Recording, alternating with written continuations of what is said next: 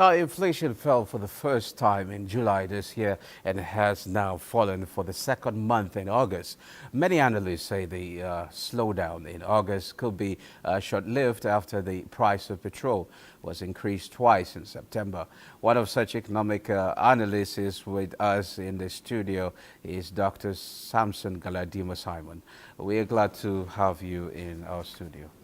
Thank you for having me. Good morning, viewers. Now, beautiful. Now, well, we've seen a second straight month of inflation drop, but within the month we've seen what increase in fuel prices. What does this imply with the situation of things?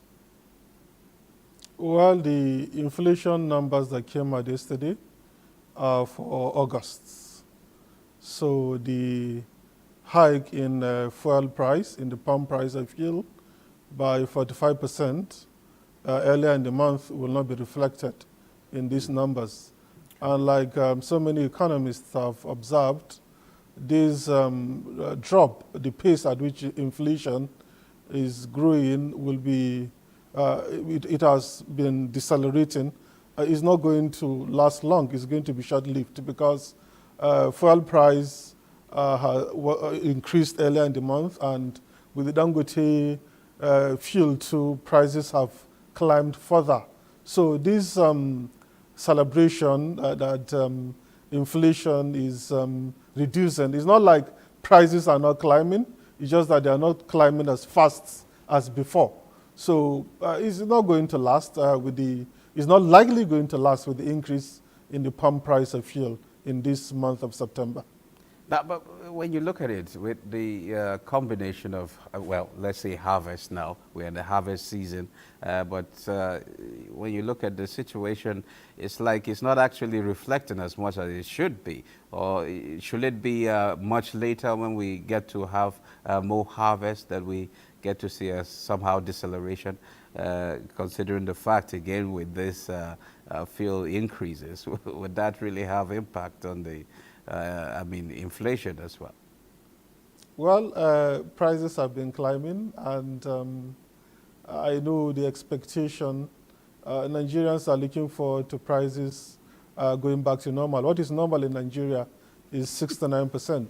Global best practice is even 2%. So our inflation is still out of this world, is still extremely high at that level. But despite the harvest, I know it's because of the harvest largely that the prices have been decelerating, because if you look at it, this core inflation is still climbing, is still increasing at an accelerating rate. It's the food inflation that has been decelerating, and that's the one that is having impact on the headline inflation. So despite the harvest, we should not expect prices to fall precipitously. That's not likely going to happen.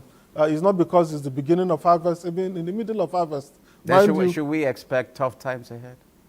Well, Nigerians are used to living the hard life, sadly, and these prices will likely remain elevated for a little bit longer. So we should just guard our loins, because that's likely the case that it will remain high. Oh, talking about MBS figures, food inflation remains high at more than 37% despite overall easing. Why is that so? Well, I think the food inflation is actually improving, because if you look at it, how it was more than 40% just 3 months ago. So we should be celebrating that. It's the core inflation that has not budged. In fact, it keeps increasing. The pace is even bigger now than before. So there is a need. Nigeria has this food insecurity challenge.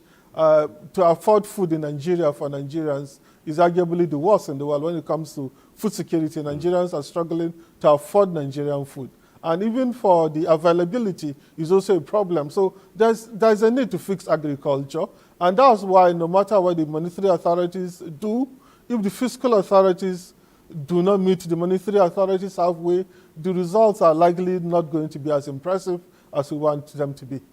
Now that you said there's a need for the Monetary Policy Authority and the Fiscal Authority to work hand in hand. We've seen different measures taken by the Fiscal Authority. Example of this is the suspension of import duties on food items. But so far, have we actually seen the impact, or when should we expect the impact? Well, we're seeing impact.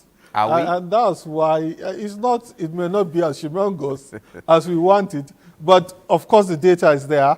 Food inflation eased for July data. It also eased further for August data. So we're seeing impact. I know it may not be enough.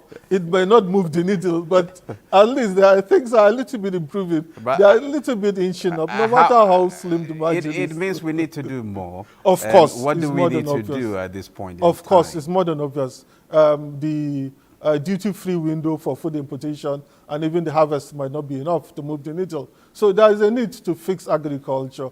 And the major problem around agriculture is about insecurity. People are afraid to go to their farms because they may be killed or they may be kidnapped. It's a general problem. I personally know many farmers that used to farm on an industrial scale that don't even go to their farms again. So we need to ensure that there's security. And the idea of garden farms is obtuse. I think what we need is to go to the source of this insecurity. If you're talking about bandits, if you're talking about kidnappers, please take the word to them. Don't wait for them to come to the farmland before you defend the farmland. Go to where they are. Tackle the problem at the source. And recently, the authorities moved to Sokoto, but I think they need to do more. It's a good thing that we're actually taking this problem seriously, but we need to do more than that to ensure there is permanent solution to insecurity. Then secondly, the yield of agriculture in Nigeria is abysmal. We're still using hoes, we're still using cutlasses. This is the 21st century, for goodness sakes. So there's a need for mechanization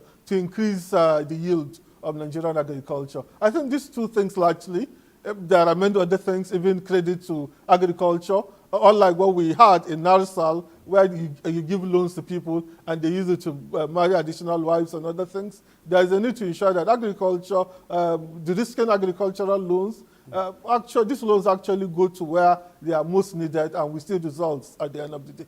You know, there's one thing that a lot of farmers do complain about.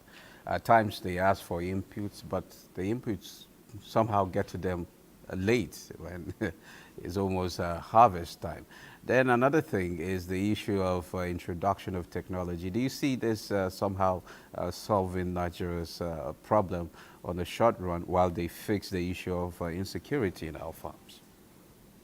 I think the insecurity is the overarching problem. So even if you provide improved inputs, even if you deploy technology, if farmers do not feel safe, nobody will go to the farmland. So there is a need to ensure security. That's the primary thing you need to do. And if you ensure security, you provide improved inputs for agriculture, and then you deploy technology, then we should largely tackle the problem of food insecurity in Nigeria. Now, the Monetary Authority, do you see them halting interest rate hike after this fall in inflation? They have been hiking rates for a while, and since headline inflation has eased, it eased in July, it eased in August. So the rational thing, the intuitive thing to do is to hold rates steady. It will not be wise for them to reduce